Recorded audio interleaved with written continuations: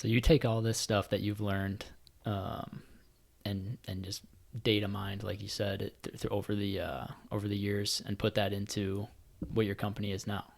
Your high and tight ball. I guess we'll get to that. We've been rambling on this stuff, but we'll finally get to the company.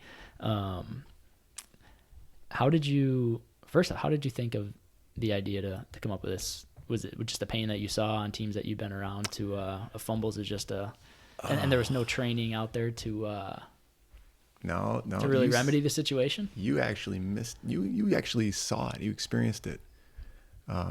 We were at your place.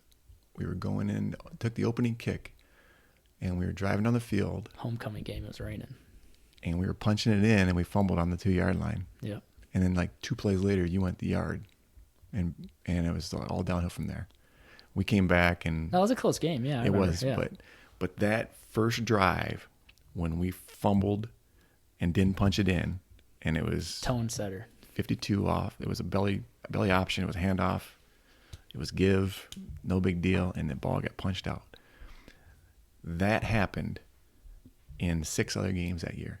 Really? On the opening drive, you're saying? Not in the opening drive, okay. Just in the fact that we fumbled the ball. Yeah. So that year, when we should have beaten you guys, we went 1-8. And this is things that you guys wouldn't know, but you just see the score. We lost 7 games to fumbles. Oh my God. Like that one. And we battled, like you said, we came back. We almost beat you in the second half. If we recovered that onside kick, I believe there was involved. We could go down and score and win it. But it was unbelievable because that was my 3rd year there. I went to high school. I was full-time in college and operations and recruiting coordinator and all that. And I was traveling the country and loving life. And my last recruiting class, I met my wife and I got married. And so I was doing that college and coaching, and I'm like, in my family, which is so much more difficult than people understand. And so I went to high school. I took over that Shepherd program. They had won 3 games in 2 years, and not because of the coaches weren't great, because they had a Hall of Fame coach on staff, and they had 2 other guys who are great coaches. I mean, it was phenomenal coaching. The climate of that league that just formed, all 8 teams had been playoff teams the year before. I mean, it was great competition, and so they had to close that gap. And so my first year there, we go 5-4. I'm like, this is right. And my second year, we go 5-4. I'm like thinking, this is the 3rd year. I got everybody back. My best kid is Shelby, the one you know. Mm-hmm. He's a sophomore. Actually, he's a junior then. And so he's all set, right? He's the best athlete in school. We're going to do this. And we go 1-8. And like, you're kidding me.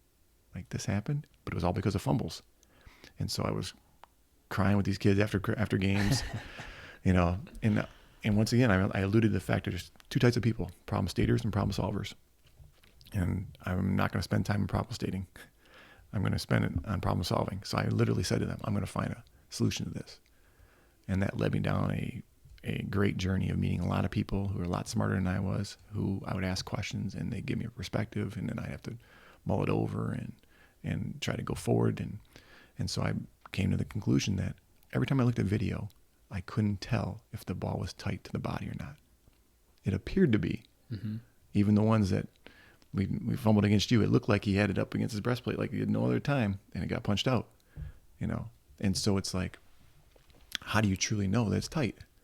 Because people say what they want about, I can, if my wrist is above the elbow and, if I'm chinning the ball, or if, but if I need to finish with 2 hands. But if you don't know how much pressure's on it, then it's only a matter of time before the pressure exerted on you from the outside is greater than the pressure you have on yourself. It's coming full circle now.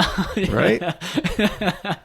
It is. I mean, that's how change happens, good or bad. Is force is placed on the outside from an exterior force, and it's greater than what you have on it, and boom, it's gone.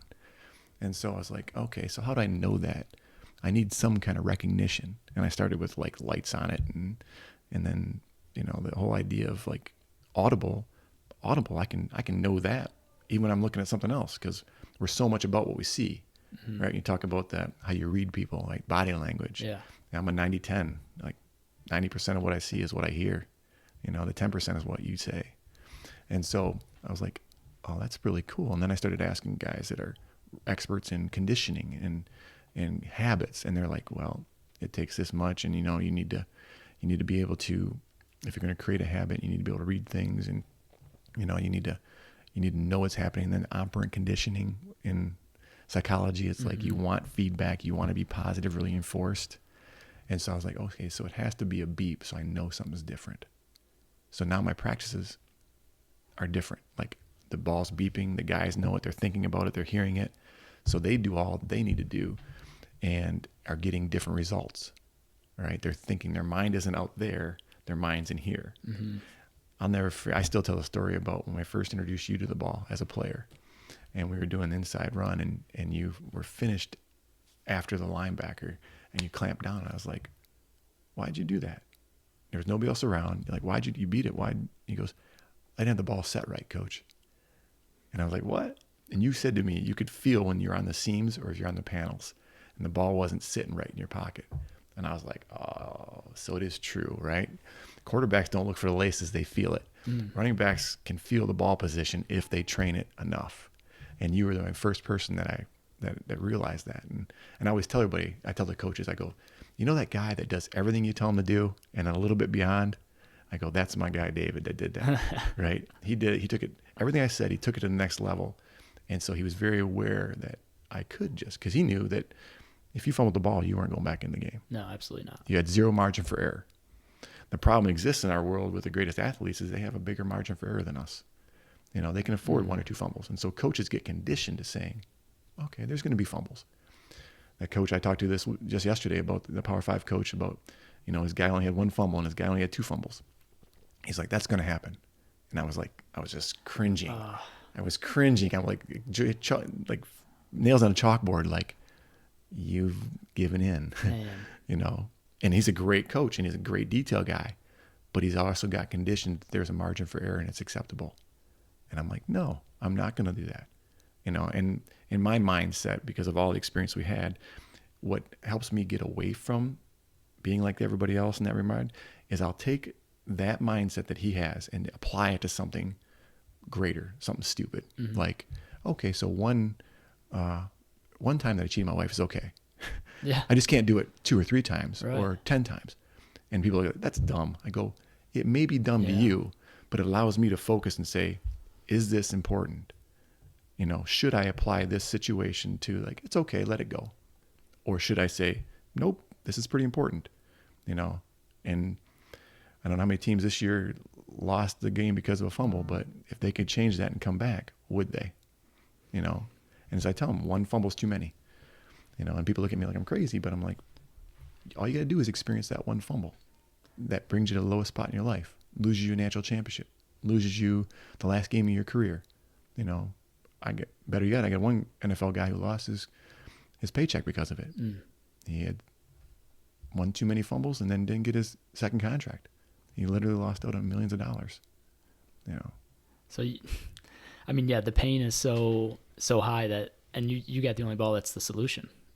Hey, I love it. let me grab it so yep. So people can see this thing. Yep.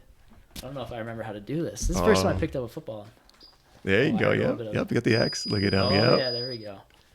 That's the ball. Yep. High and tight. Not just words. What